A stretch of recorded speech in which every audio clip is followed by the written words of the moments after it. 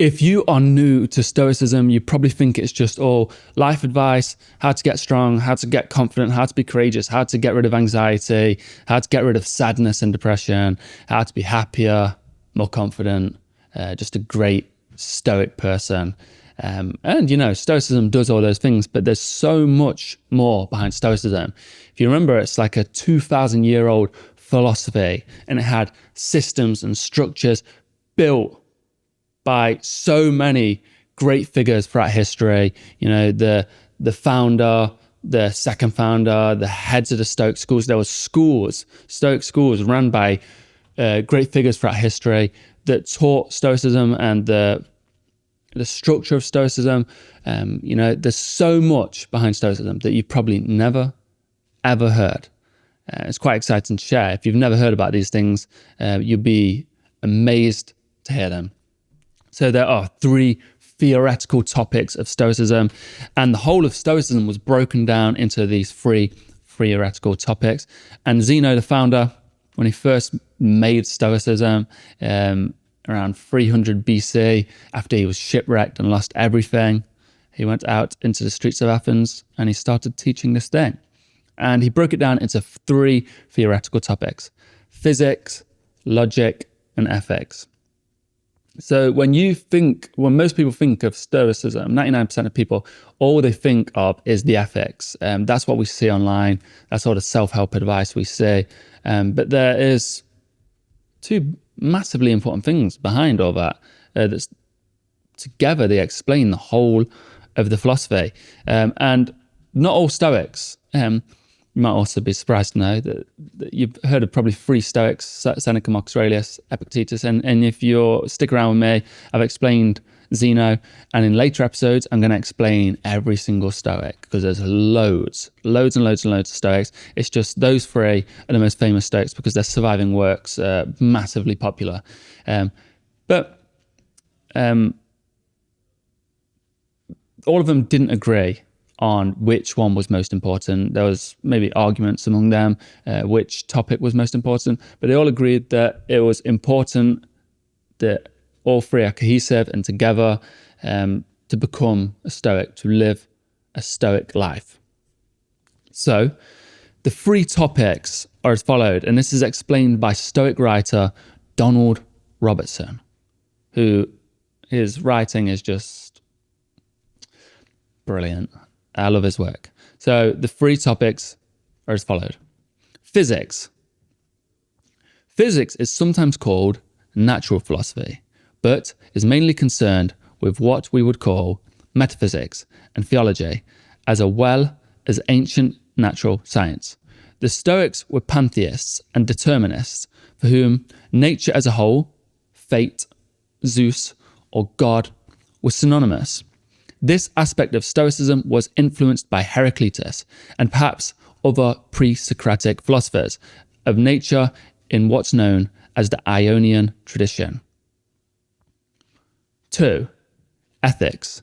Ethics is the study of the nature of good, virtue, and the goal of life, and to some extent, politics, but also encompasses the study of emotional disturbance, irrational passions, and the improvement of human character, ethos, in a way that resembles modern self-help and psychological therapy. This part of Stoic philosophy is probably most influenced by the ethical views of Socrates and the Cynics. Logic. Logic is the study of definitions and rules, dialectics, philosophical debate, and formal syllogists logic. An area where the Stoics, particularly Chrysippus, who was the second founder of Stoicism and the 3rd head of the Stoic school, Chrysippus excelled in this field. It also encompassed Stoic rhetoric, which encouraged the use of concise and objective language.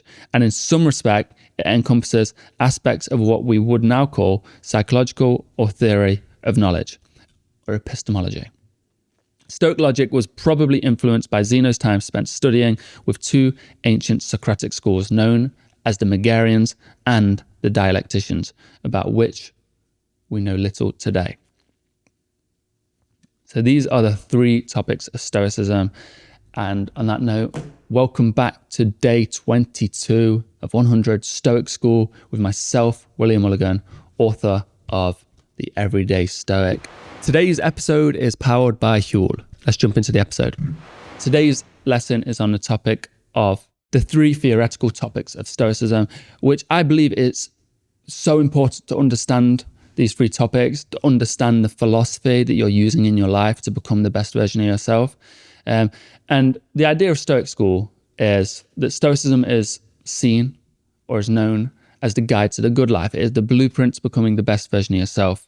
It is this ancient roadmap created thousands of years ago by some of history's greatest figures. And the idea of Stoic school is that by day 100, you'll fully understand everything there is to know about Stoicism and how to use Stoic philosophy to become Stoic, to get over all your problems, to become the best version of yourself, so that you can then share and help others and guide others. You can get over your problems so that you can now bring other people over that hill with you.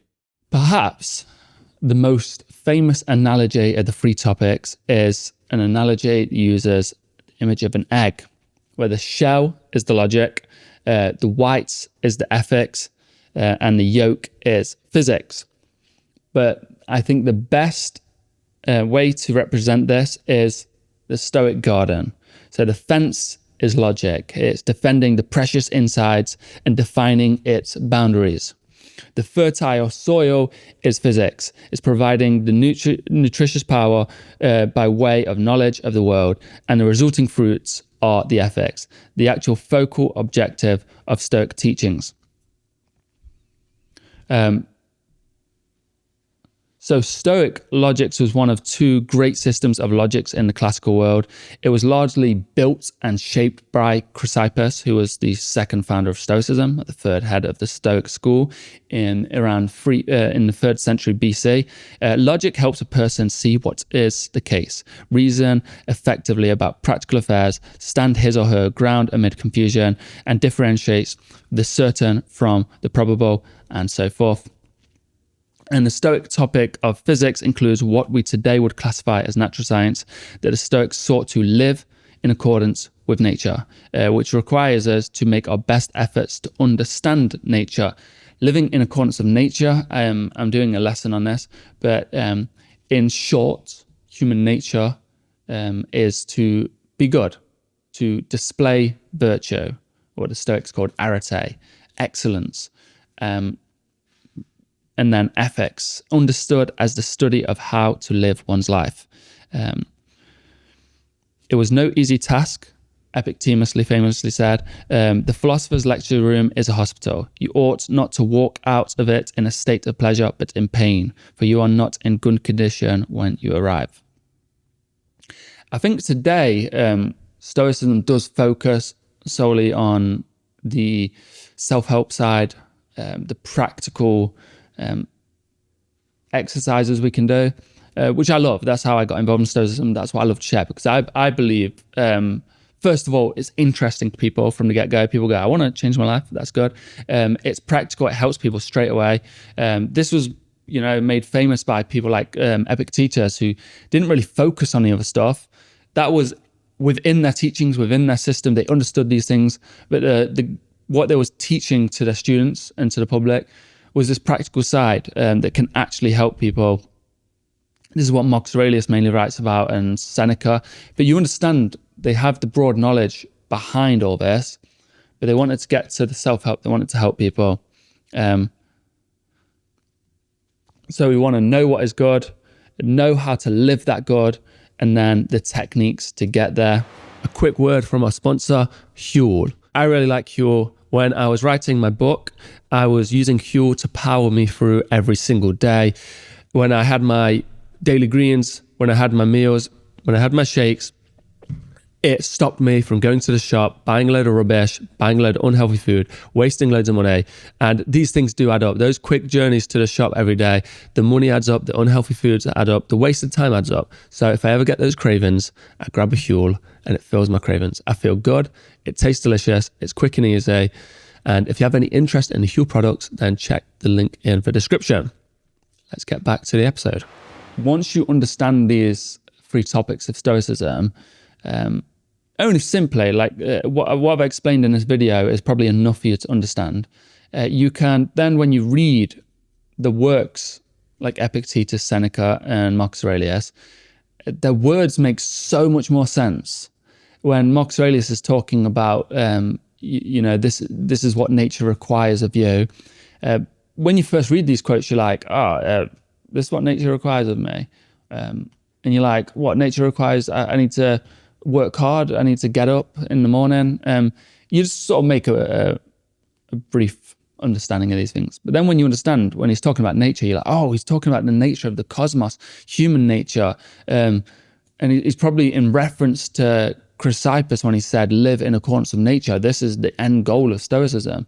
So understanding these things is hugely important towards understanding Stoicism. So that is the 3 topics of Stoicism: physics, logic, and ethics. You can study. I'm going to do later episodes on each individual topic. I'm going to do one on logic, one on physics, one on ethics to fully go in, because there's so much behind Stoicism. They go into who the creator was, what the world is made up of. They had very accurate understanding of atoms, particles. They explained it a bit different, but modern day science has a similar understanding to what the ancient Stoics observed, which is quite amazing. So I'll explain all these things, separate episodes. So stick around with Stoic School. You don't want to miss these. I've got some really good episodes planned out. I've been writing all these, and I know some of them are really good that are coming. So thank you for listening to episode 22 of the Everyday Stoic, Stoic School with myself, William Mulligan. I hope you're learning a lot. If you've been here since day one, please leave a comment. If you're new here, go back to day one, which was the episode on Memento Mori. Great episode, a great lesson to start off Stoic School. One of the first principles I learned that just changed my life drastically. If you want to support me and what I'm doing and help me do more of these lessons more easily, more freely, have more time to work on these lessons, then give me a like, give me a comment, subscribe, hit that notification bell. 76% of listeners on YouTube are not subscribed, which is a huge number. 40% on Apple. It's around the same on Spotify. So if you're on these platforms, subscribe and hit that notification bell so you don't miss later episodes. I didn't realize on Spotify you could subscribe, and I've started subscribing, hitting the notification bell on certain podcasts that I like, and it just gives me a notification so it's gone live. And it's often when I'm like on the bus or I'm walking somewhere or I'm making food, and I just go, oh, it's cool, click it. So subscribe, hit that notification bell. If you really want to support what I'm doing, introduce a friend or family member or a colleague to Stoic School. It could change their life. It could help them. And, if they're annoying you, maybe it help them be more stoic and less annoying. Or you can be more stoic and stop getting annoyed. Thank you for listening. And remember to clear confusion. I like to do this every so often. My book, The Everyday Stoic, Simple Rules for a Good Life. This is the UK version. It's on sale everywhere in the UK, every single bookstore, and on Amazon. And I have a lot of people in America, in the States and Canada saying, I can't order it. And I'll probably show you this book and you don't realize it's the same book, just different translations, different print. I love what they've done with it on the inside. The Hachette team have done a beautiful job. It looks beautiful. The print quality is amazing. Translations are slightly different. And this isn't Stoicism, but it's a cool little fact or a little tidbit. So I never realized this. I remember when I first heard they were translating the book into American, I was like, isn't American English? I don't quite understand what they mean. And then I was like, oh, of course, different words, different spellings. And I was like, but really, you're going to put that much effort, that much hard work to just do that? Americans are aware. Like I read American words and I don't have to translate it in my head. It just comes naturally. But then when I started to work with the team, I realized there's so much more behind it. It's like because this book is so personal to me, these personal experiences, these life experiences I've had, they're very niche, but they're very emotive, very powerful imagery that I use to describe how I felt, where I was, all these kind of things and what it meant to me. And it has a big impact, hopefully, on British readers.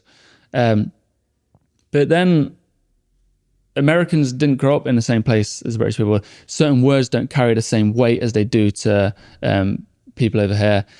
So like, it's about like adapting it in a way that carries the message I'm trying to get across. Because if an American reader read this, it wouldn't carry the same emotion. But when they read this, it carries that same emotion, carries that same weight. And if you buy it in America, it's cheaper for you because you don't have to pay for delivery fees on this one to get to there. And I think it looks super cool. So it's available. Link is in the description, or just type it in on Google, The Everyday Stoic, Simple Rules for a Good Life. Thank you for listening, and I'll see you in the next lesson, which is on the topic of the twofold goal of Stoicism. Have a wonderful day.